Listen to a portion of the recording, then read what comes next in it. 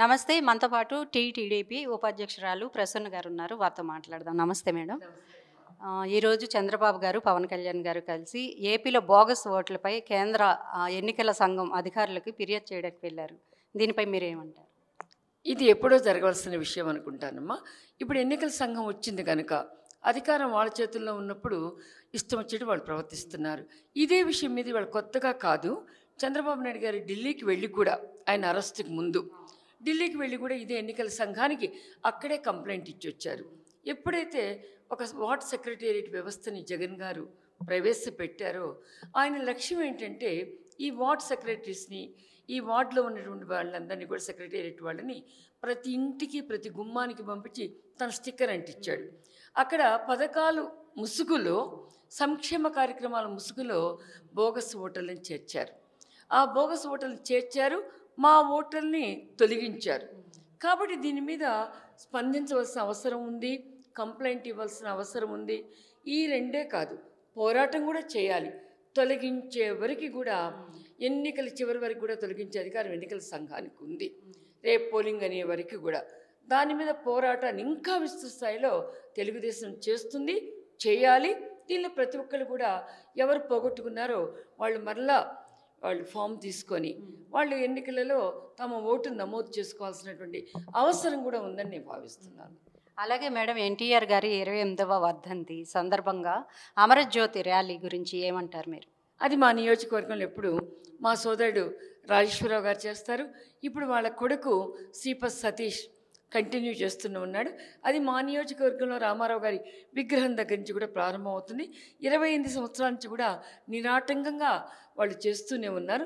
దానిలో మేమందరం కూడా పార్టిసిపేట్ అవుతాం. అసలు తెలుగు ప్రజల గుండెల్లోంచి చెరిగిపోని ముద్ర వేసినటువంటి మహోన్నతమైనటువంటి వ్యక్తి మా యొక్క ఎన్టీఆర్. అదే కాక ఈ రోజున మీరు నన్ను ఇది ప్రశ్నిస్తున్నారు. ఇదే రోజున మొట్టమొదటిసారిగా ప్రజల మధ్యన జనవరి 9, 1983 సంవత్సరం నాడు ఆయన మొదటి ముఖ్యమంత్రిగా ప్రజల మధ్య ప్రమాణ స్వీకారాన్ని చేశారు. ప్రజల మధ్య ప్రమాణ స్వీకారాన్ని రాజభవన్ 4 గోడల మధ్య కాదు అని మొట్టమొదటిసారిగా ప్రవేశపెట్టిన రోజు ఇదే. ప్రజాపాలనకు నాంది పలికిన రోజు ఇదే.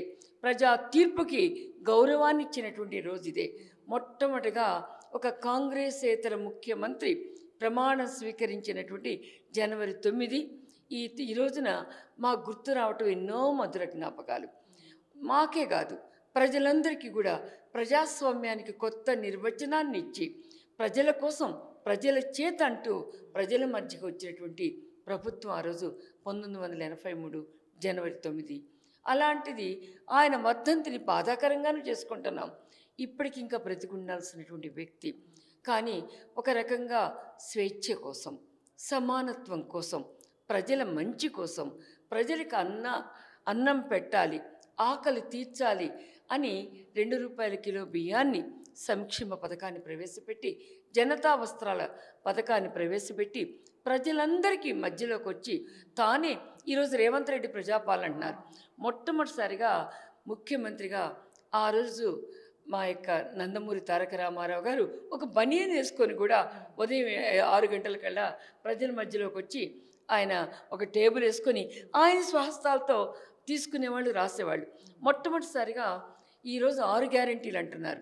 కానీ ఆ రోజున మేము చెప్పింది ఏంటో తెలుసమ్మా, ప్రజా దరఖాస్తులను తీసుకొని ఆడవారి పేర ఇళ్ల పట్టాలను మొట్టమొదటి ఇచ్చాం. ఆడవారి పేర రేషన్ కార్డులకి అక్కడే శ్రీకారం చుట్టాం. ప్రతి కార్యక్రమం కూడా ఆడవారితోనే ప్రారంభించినటువంటి ఘనత ఇంకా వీళ్ళు చేయలేకపోతున్నారు. అవన్నీ చేసింది 40 సంవత్సరాలు పైబడ్డప్పుడు నందమూరి తారక రామారావు గారు. ఇవన్నీ కొత్తవి కాదు. మా దగ్గర పెరిగిన వ్యక్తి, మా సిద్ధాంతాల నుంచి వచ్చిన వ్యక్తి, మా స్కూల్ ఆఫ్ థాట్లో నేర్చుకున్న వ్యక్తి ఈ పథకాన్ని మరలా రీఇంట్రడ్యూస్ చేశాడు. అలాగే ఇప్పుడు రేవంత్ రెడ్డి గారి గురించి అన్నారు కాబట్టి, ఆయన ప్రజాపాలనలో ప్రజావాణి కోసం దరఖాస్తులు 1 కోటికి పైగా వచ్చాయి. వీటిపై మీరేమంటారు? ఇది చాలా బాధాకరంగా అనిపిస్తుందమ్మా. ఎందువల్ల ఆయన చేసిన స్కీమ్ చాలా మంచిది. ప్రజల మధ్యకు వచ్చి ప్రజావాణిని పెట్టి ప్రజల దగ్గర నుంచి సమస్యల కోసం దరఖాస్తులు తీసుకుంటే ఈ తెలంగాణ రాష్ట్రంలో 1,26,420 ఇప్పటికే వచ్చినాయి. ఇంకా ప్రతి మంగళవారం వస్తూనే ఉంటాయి. అంటే 4 కోట్ల పైబడ్డ జనాభా ఉన్నటువంటి మన తెలంగాణ రాష్ట్రంలో 33 జిల్లాలను పెట్టుకొని మనం ప్రజల వద్దకు వెళ్ళినటువంటి మనం అభివృద్ధి చెందాం. గత 10 సంవత్సరాలుగా ఎంతో సాధించామని చెప్పుకున్నటువంటి మనం తెలంగాణ ప్రజల అభివృద్ధి కోసం వచ్చి మనం ఇంకా 1,20,00,000 ఇంకా పెరగబోతుంది. 2 కోట్ల వరకు వెళ్ళిద్ది. 2 కోట్ల వరకు కూడా ప్రజలకి ఈ రోజుకి కూడా రేషన్ కార్డు లేదా? 2 కోట్ల మంది ప్రజలు ఈరోజు మాకు గూడు కావాలని అడుగుతూ ఉన్నారు. మా యొక్క స్థలాలని నాయకులు కబ్జా చేశారని చెప్తున్నారు. వాళ్ళ యొక్క చిన్న చిన్న కోరికలను వెలిపిస్తూ ఉంటే ఎక్కడ ఉన్నామో అనిపిస్తుంది. దేశం అంతా 72 సంవత్సరాల పైగా మన యొక్క స్వరాజ్యం వచ్చిన తర్వాత, స్వాతంత్రం సిద్ధించుకున్న తర్వాత కూడా ఇంకా ప్రజల ఆకాంక్షల్ని తీర్చలేనటువంటి రాష్ట్ర ప్రభుత్వాలు, ప్రజల ఆకాంక్షలకు దూరంగా ఉన్నటువంటి కేంద్ర ప్రభుత్వం ఎక్కడ ఉన్నామా? ఈ రోజుకి కూడా మొన్న మనకి చెప్తూ ఉన్నారు కూడా, ఇంకా భారతదేశం అండర్ డెవలప్డ్గానే ఉంది, ఇంకా 2047 సంవత్సరం పట్టిద్దంట. కానీ ఒక ఎకానమిస్ట్గా, ఒక ఆర్థిక శాస్త్రాన్ని చదివినటువంటి ఒక వ్యక్తిగా, ఆర్థిక శాస్త్రంలో ఒక నిష్ణాతత ప్రొఫిషియన్సీ తెచ్చుకున్న, డాక్టరేట్ తెచ్చుకున్న వ్యక్తిగా ఈ వింటుండే బాధ కలుగుతుంది. ఇంకా పేద దేశమా మనం? ఇంకా ప్రజలకి వనరులు అందటం లేదా? ఆరోగ్యం అందటం లేదా? రవాణా అందటం లేదా? ఈ రోజుకి కూడా ఒక స్త్రీ ప్రసవించిన తర్వాత ఒక రోడ్డు లేక డోలీలో వెళ్ళేటువంటి ఒక గిరిజన స్త్రీకి ఇది పడుతూ ఉందంటే, ఇప్పటికీ కూడా జాకెట్లు అందనటువంటి పరిస్థితుల్లో పార్వతీపురం లాంటి ప్రదేశాల్లో చూస్తున్నామంటే, వాటర్ ఎకానమీని చూస్తున్నామంటే, ఈ రోజుకి కూడా క్యాన్సర్ బారిన పడి మహిళలు చచ్చిపోతున్న పరిస్థితులు ఉన్నాయంటే ఈ దేశం ఎక్కడుంది? ఈ రాష్ట్రాలు ఎక్కడున్నాయని నిలదీయాలనిపిస్తుంది. రాజకీయ నాయకుల యొక్క పబ్బాల కోసమే రాష్ట్ర వ్యవస్థ ఉందా? రాజకీయ నాయకుల యొక్క స్వార్థం కోసమే స్కీమ్స్ ఉన్నాయా? ప్రజల గురించి పట్టించుకుందాం. ఇన్ని కోట్ల మంది పేదవారు దారిద్ర్య రేఖ దిగువన ఉండి ఈ రోజుకి కూడా సింపుల్ థింగ్స్, కాస్ట్ సర్టిఫికేట్ కోసమో, రేషన్ కార్డు కోసమో, ఇంటి కోసమో, అన్నం కోసమో అలమడిస్తున్నారంటే చాలా బాధాకరంగా ఉందమ్మా. ఆ బాధ నుంచి విముక్తి ఎప్పుడా? దానికోసం మనందరం పోరాడాలి అనిపిస్తుంది. ఆ పోరాటానికి ఎవరైనా ముందుకొస్తే, నేను అన్నిటినీ చూసా.